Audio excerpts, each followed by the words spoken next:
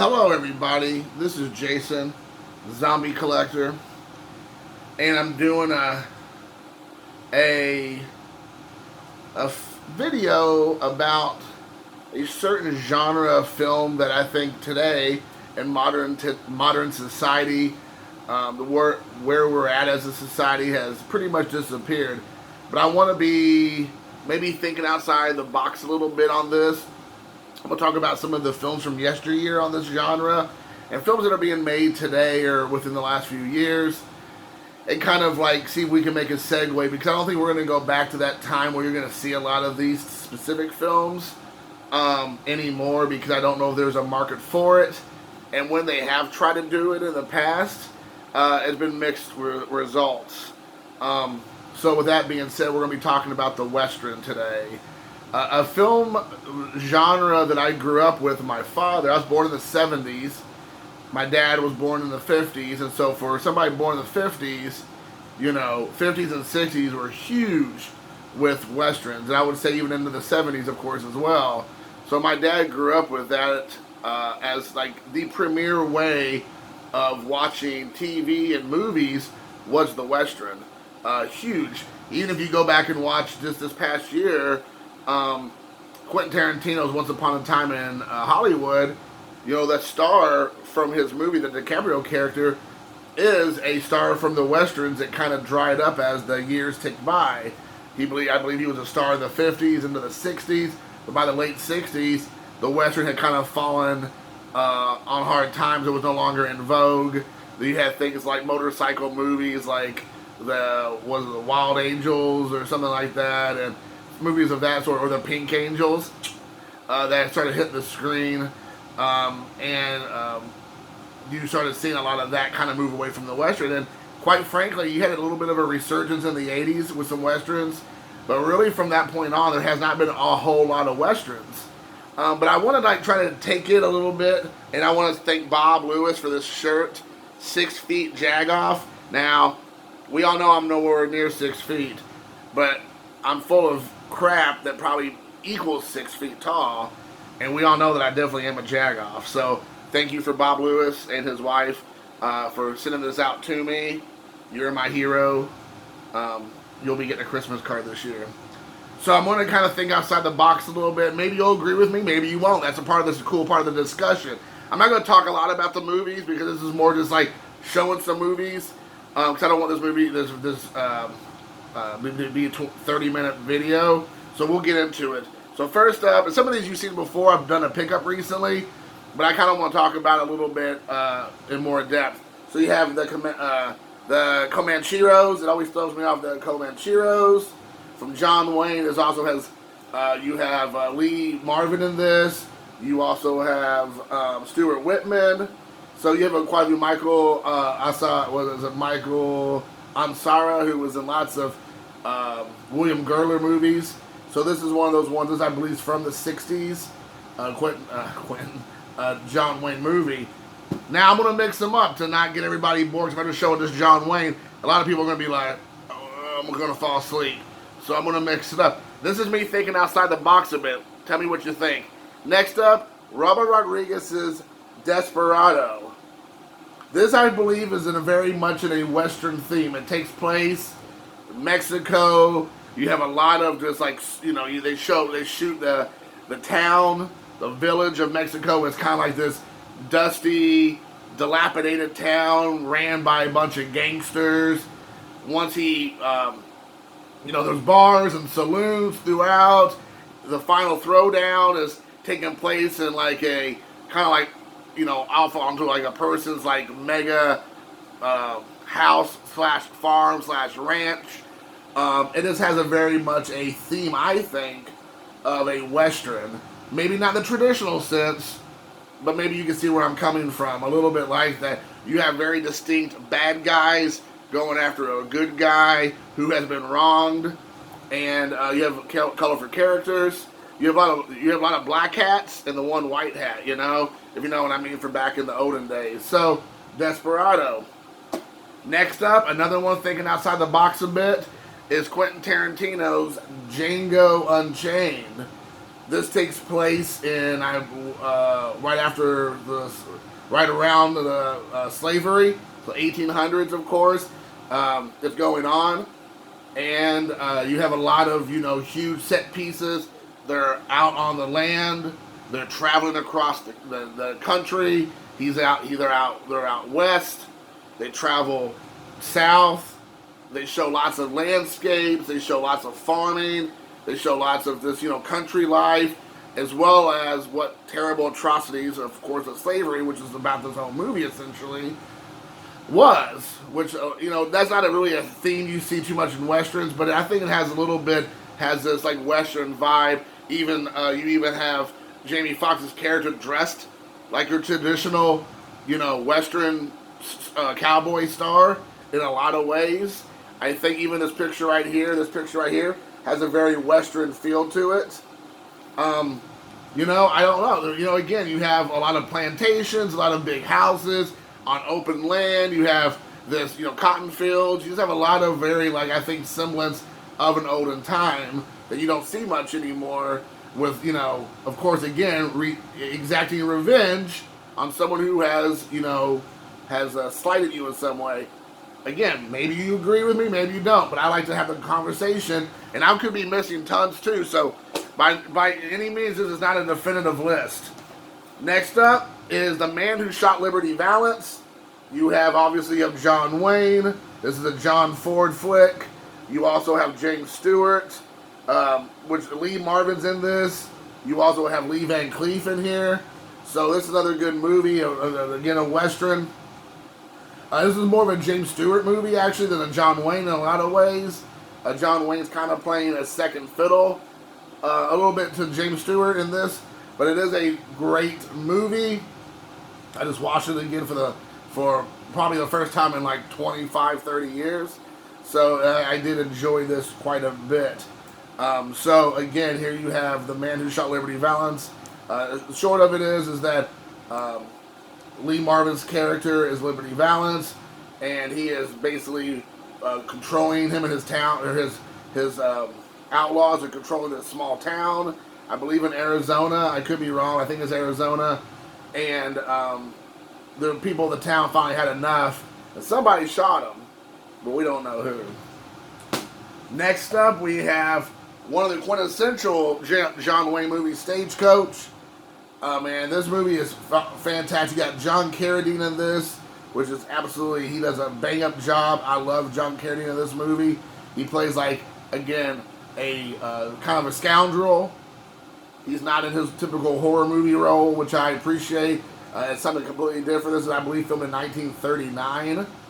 This also is I believe, John Ford flick, if I'm not mistaken, it is. And the animal stunt work in this with the stuntmen, absolutely. I mean, you would never see something like this nowadays. I don't think it is something to behold. Just the stunt work they do with the horses, unbelievable. All right, now this goes back to be a little bit outside the box. Maybe you agree with me, maybe you don't.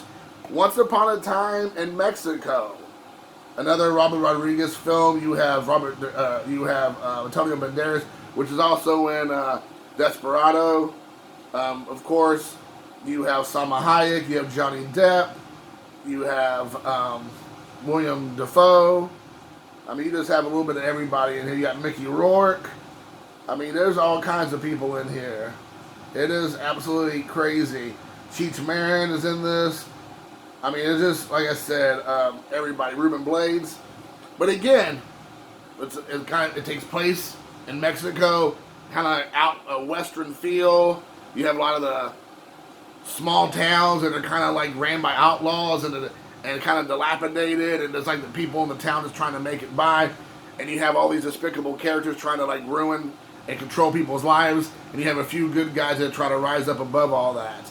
So again, you have a very much black hats and white hats kind of scenario that's very distinct. I really like this movie, and I think, again, it kind of has that western vibe. Next up, Hondo.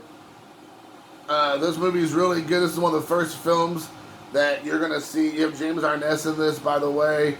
John Wayne essentially really directed this movie, as well as John Ford. Apparently, I guess, John Wayne didn't have too much faith in John Farrow, and so he brought John Ford on, and he pretty much directed it. And I think John Wayne directed quite a bit too of this movie. But it's one of the first films I listened to the documentary on here. I'm sorry, the documentary. But I also listened to the commentary by Leonard Maltin and I believe Frank Thompson. And they said, and I didn't realize this is one of the first movies ever to really make a distinction of the different Indian tribes. Before it was just like savages, and they were all just kind of thrown together, and it was like just savages attacking white men or white man's land or towns or whatever. But here he plays, I believe, he's supposed to be a half Indian, half white man. He's friends or convenient partners with other Indians, and they have their own distinct, groups and tribes. And I think that's a very interesting thing because it was shown in Hollywood in the 50s. But this movie was made in 53. Was starting to change a little bit about their approach. Now, was it perfect? No. Stagecoach wasn't perfect. None of these movies from the 50s, 30s, 40s, 60s were necessarily perfect. I'm not claiming that. But you can start seeing changes, and John Wayne, being the megastar that he was ushering in a lot of the changes. Now, a lot of people might not feel the same way about John Wayne because of things he said in his private life. I'm not getting into that. I'm talking about what was happening on film. You would see a lot of changes that happened here, which I think is very interesting. So again, Hondo is a very good movie. I haven't opened this one up, but this is the triple pack, I believe, of the Magnificent Seven. It's never been opened yet. You have the Magnificent Seven, Return of the Magnificent Seven, Guns of the Magnificent Seven, and the Magnificent Seven Ride. So all 4 films. Now I've seen the first one. That one has Yul Brynner in it. I believe it's Charles Bronson. James Colburn's in here. Steve McQueen, Eli Wallach. So that's the one I know. But all these other ones kind of have bits and pieces of the original cast, I believe, at some point in time. It's another famous, I guess, quadrilogy, when you think about those terms. But definitely a very famous film from back in 1960. Yes, 1960. So this is all 4 films of the Magnificent Seven. Alright, this one I haven't opened up either, but this has 4 films of westerns on it. I picked this up for $1 recently. I've heard good things about The Mountain Men. With Charlton Heston. Also, I've heard good things about A Man Called Sledge with James Gardner, so I'm going to check those out. McKenna's Gold and Laramie. I'm not for sure as much about it. Gregory Peck and Omar Sharif. That might be those are good actors, so we'll give it a shot. So, next up, Unforgiven. Clint Eastwood's directed movie with Morgan Freeman, Gene Hackman, Richard Harris. Of course, Clint Eastwood also stars in it.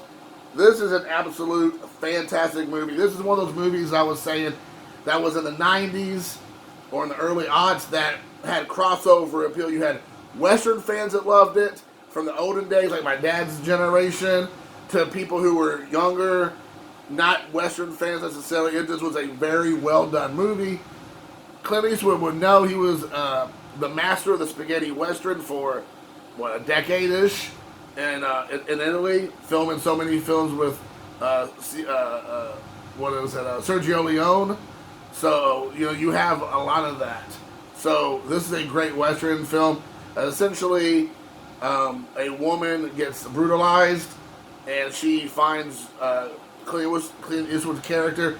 He essentially, I believe, wants to help her or protect her because she wants to turn him in, or he wants to he wants to kill her because she knows what he did to her was of course not acceptable. Well, during the time he starts protecting her, well then he now draws the ear of this outlaws that are out to get her and kill her, so she can't turn him into the police or whatever, or the marshals or whatnot back then. Morgan Freeman, of course, is a friend with Clint Eastwood. He meets at untimely death, and that just gets the resolve even more that Clint Eastwood will kill everybody involved in this situation with this woman. So it's a great movie. Highly recommend this movie. Next up, this was from I want to say, 71, a few years before he ends up passing. Big Jake, a new YouTuber I just started coming upon, Emily Graziano, talks about this movie very highly. She brought some information I didn't even realize, talking about it being a family affair with multiples of his sons producing. Also, in front of the camera, Patrick Wayne, his younger son's in it. One of the other sons, I think, wrote it or did a screenplay or something. Maybe helped produce it. But John Wayne, this is one of his later films, because I believe he dies in 79. This comes out in 71. It's a really good movie. I remember watching this movie more than almost any other growing up with my dad. I feel like this is one of the bigger ones I remember seeing. Maureen O'Hare's in this, which is a huge deal. Richard Boone. Maureen O'Hare was in tons of movies with John Wayne. But this is one of those quintessential John Wayne flicks. You gotta, if you don't watch any John Wayne movie, this is one of the ones I definitely highly recommend. Next up, another Leonardo DiCaprio movie, shockingly, The Revenant. This also stars Tom Hardy. It takes place out in the open, what's the word I'm looking for? Out in the open country. I don't even know what year it's supposed to take place, but I want to say it's like, Pilgrim times, like in the 1700s maybe. But it has a very Western feel to me. You have Indians in the movie. You have attacks of bears in the movie. You have all kinds of horrible, Mother Nature situations with snow and water, and trying to get from one part of the area to the next, like trying to get to the next settlements. A lot of settlements. You have all these situations. It has a very Western vibe to it. I don't know if it'll be classified as a Western, but if you're kind of following what I'm going with this, you might see where I'm saying. So, The Revenant, it's a great movie. Some of the reality of this movie, the bear attack, but not just that, just like what DiCaprio did from point A to point B in this movie. I mean, it's some great acting. People who kind of poo-poo on DiCaprio, I don't know why. I mean, he just goes balls out in this one. I highly recommend this movie. Next up, you have Young Guns 1 and 2, but this is part 1. This is one of those ones again in the 80s. They kind of had a resurgence of westerns. They had a hot minute that were getting popular again. Had a lot to do with like the hit soundtrack. I think Van Halen or Bon Jovi did the soundtrack for this, or some of the songs in there. But you have all the young, hip 80s icons back in the day. You have Emilio Estevez, Charlie Sheen. You have Kiefer Sutherland, Lou Diamond Phillips, Dermot Mulroney. But it has definitely a huge pedigree in this. I believe Charlton Heston shows up in this, if I'm not mistaken, for a hot minute to kind of give it a little bit of, gravitas. You have Terrence Stamp, Jack Palance is in there. Jack Palance and Terrence Stamp. Definitely Palance is one of those names that resonates from back in the olden days in old Hollywood. But Young Guns, essentially, is Billy the Kid and his gang going around wreaking havoc, and they're kind of like anti-heroes in a way, which they try to flip the script of them just being outlaws, terrible people, to be, well, they're not that bad, kind of thing. So you have that. Seraphine Falls, you have Liam Neeson and Bronson. What is I forgot all of a sudden his Pierce Brosnan. Sorry, I always think of him as James Bond. And again, this is a Western film. You have Angelica Houston in this. Michael Wincott is in here. Absolutely great movie. A lot of Western themes. This is like they're ex-Civil War compatriots or whatever. They're one's chasing the other one down due to his transgressions he did, or some, I believe, war crimes or something. It's a great movie that doesn't get talked about a whole lot, but I highly recommend Seraphine Falls. That's another great movie. Then you have Blazing Saddles, Mel Brooks director movie. This movie will not get made in 2020. Not a chance. I honestly believe this movie might end up disappearing off of a lot of streaming formats because it's so offensive nowadays because of what's being said in this. even though it's meant to lampoon and to shed light on racism and terrible just characterizations of people, I believe you'll still see people can't get past the words, because apparently words hurt people's feelings, and they don't understand what it's trying to do here. Mel Brooks gives it to everybody. Everybody gets lampooned. He even talks about the Irish in this, and white people, and everybody. And everybody gets lampooned in this. No one's safe. No one's safe in a Mel Brooks film. Nobody. But I truly believe you're going to start seeing stuff like this disappearing. It's definitely off of streaming services and digital platforms, because people are just looking for stuff now to try to cancel. Next up, a movie that was made about maybe 15 years ago, I would say. It's a Kevin Costner directed movie called Open Range. You got Robert Duvall, you got Annette Bening in here. Michael Gambon's in it. Michael Jeter, one of his last roles. It's a fantastic movie. Again, takes place out west. Honestly, all of a sudden, it's trying to remember a little bit about it. It's about free grazing. It's something to do with free grazers, right? So they're like trying to like free graze off of the open range. He gets in an argument or a battle with the people who don't want them to tread on their land. They're saying you can't be on my land, or vice versa. And it turns into an argument. The people end up dying, and so he finally ends up saying, you know what, I'm just going to go and just kill everybody. This is the Kevin Costner character, because one of his people get killed by the landowners, I believe. That they don't want them free grazing off their land, and that was like right when property and sovereignty of land was starting to become a thing. It has the end of it is very Western. It takes place in a Western town. Everybody's getting killed and shot and running for each other's lives. Very, very good movie. And again, a movie that's kind of under the radar. I feel like it kind of had a big push, and then no one ever talks about it anymore. But it's very good battle movie towards definitely at the end, but the whole movie is really good. Shot beautifully. Absolutely love it. And last movie I have, these are of course not any means a definitive list, just some things I had laying around. Probably my favorite Western of all time, at least modern day, is Tombstone. Kurt Russell, Val Kilmer, Sam Elliott, Bill Paxton. Who else is in this? Billy Bob Thorne's in here. Billy Zane's in here. Jason Priestley's in here. Oh my gosh, who's the main bad guy in this? You have Michael Bihn's in here, but the one before, oh my gosh, he's in so many different movies. I can't think of it. Oh my gosh. Anyways, can't remember his name right now. It's bothering me. Let's see if it comes up. I gotta look here. Charlton Heston's in there. I didn't even remember that. Who else is in here? Powers Booth. That's who I was looking for. So anyways, this movie is absolutely fantastic. It's about the Wyatt Earp and Wyatt Earp's family, along with Doc Holliday. The town's being overrun by outlaws, and they finally had enough, Wyatt Earp, coming from, I believe, Kansas. He was like a Kansas City lawman, and then he moves to Nevada, I believe. And everybody's hung up on him being an U.S. Marshal or something. And he wants to be left alone. He's just going around buying up property and buying up casino type things and like hands of poker.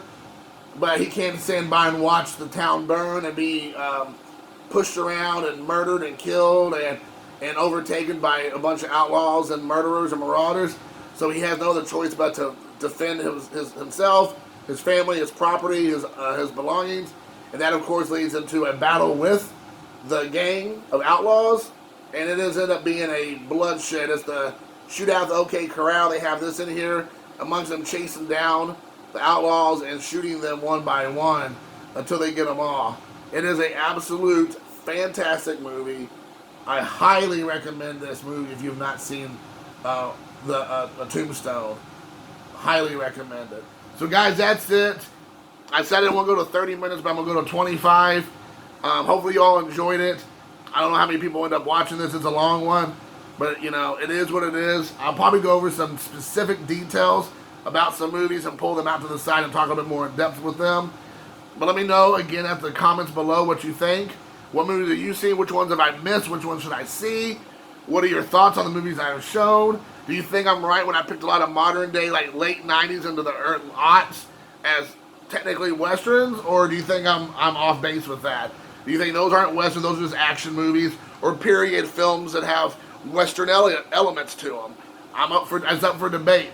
I'm just a jagoff, and I don't know any different. So until next time, peace.